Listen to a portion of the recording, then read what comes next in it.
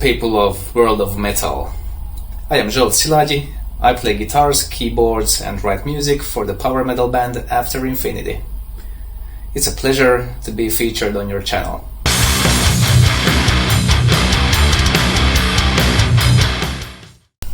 So, how was After Infinity born? In 2021, I had written some songs, like an album's worth of material, and I tried to build a band around it. But it proved a bit more difficult than I thought, and it didn't really go anywhere. But I still kept writing new music. I didn't want to slow down my process with writing music, and in 2022 I had written like a new album, basically. It was still the same kind of stuff, but I wanted to take a different approach because I saw that, this band thing really wasn't working out. So I tried to ask some of my friends just, to be guest musicians and session musicians and so on. And that approach seemed to work a lot more easier. Yeah.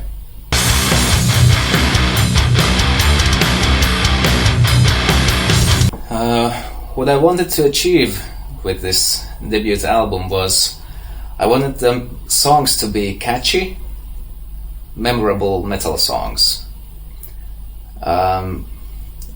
But also I wanted every song to be kind of different. I wanted it to be a diverse album.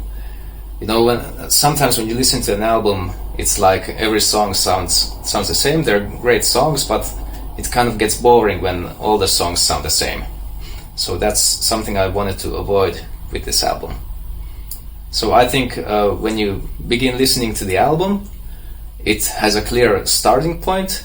It starts off with the intro, then there are some songs. There's fast songs, heavy songs, slower songs.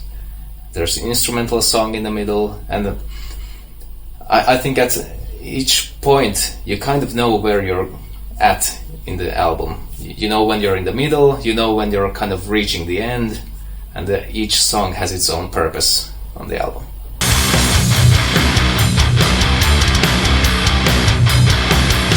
The writing process for me goes like this. I get an inspiration whenever, in the middle of the night, in the middle of the day, and I record the idea. And then I will come back later when I have time to properly finish that idea into a song. And sometimes I can combine multiple ideas into a same song.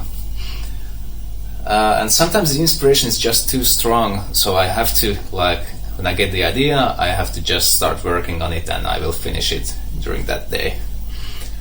And usually music comes first and lyrics later, but sometimes, usually with the emotional, slower songs, I usually come up with a chorus that is somehow strikes something in my emotions, and I get some lyrical idea for that, and then I will start writing the lyrics already at that point.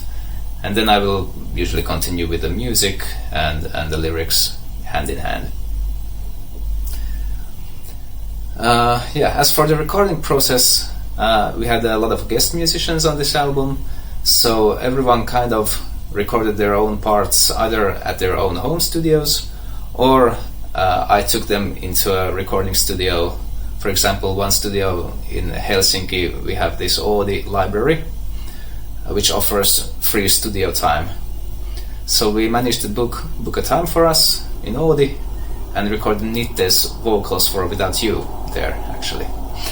And then there is this Mr. Mikko Herranen, who is a great musician and has a studio in Helsinki as well, and we recorded some vocals for The Power Beyond This Fight and Two Restless Hearts there, for example.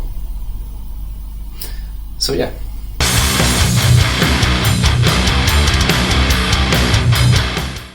Yes, we have lots of guest musicians on the album. So some of them I am currently playing in a band with, or have formerly played in a band with, and some I didn't even know beforehand. I just liked their work and reached out to them to ask if they would like to join this album. So our bass player Roy Partanen, I met in Atomworks, our former band.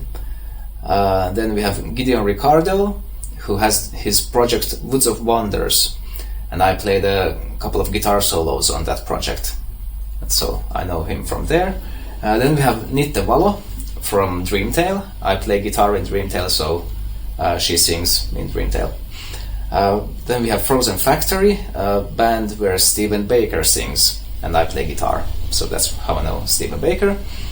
And then I have a bunch of guys who I didn't know beforehand. Is Leonard F. Gillen. He sang in King Company at some point, and I really liked that album he sings on, so I really liked his sound, that rock and roll sound, so I reached out to him and was really happy that he actually sang on the After Infinity album as well. Then we have Mikael Salo. I'm not going to even list all the bands he has been working with. Such a great talent, best voices in Finland. Same thing, I had heard his work and reached out to him. Then we have Juan Madreven. Kind of the same thing, I had met him before. He sang in a band called Carved in Ashes, this prog metal music. And yeah, I liked his sound a lot, so I asked if he would like to sing a duet with Nitte Valo, and he agreed. And then we have Benji Connolly, who kind of co-produced and mixed the album.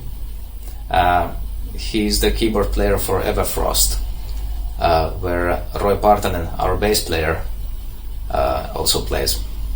So that's how I kind of know him.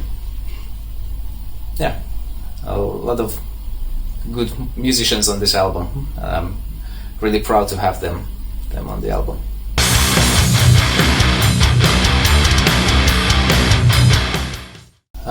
We are working on making live shows happen, but this is a side project for all of us, so it's kind of we're doing it on the side, slowly cooking something for you guys. Let's hope it comes true.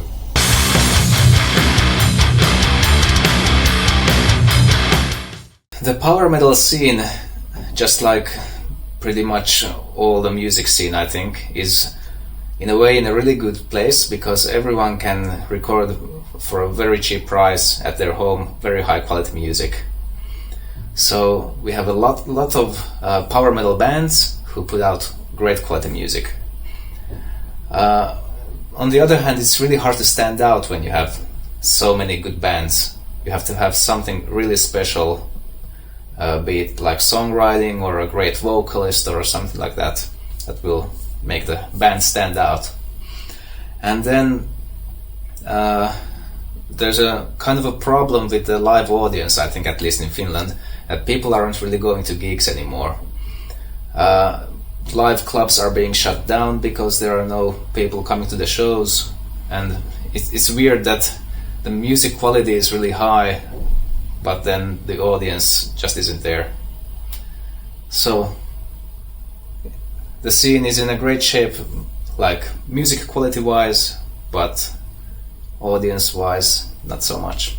Thank you so much for having me. Rock on, metalheads.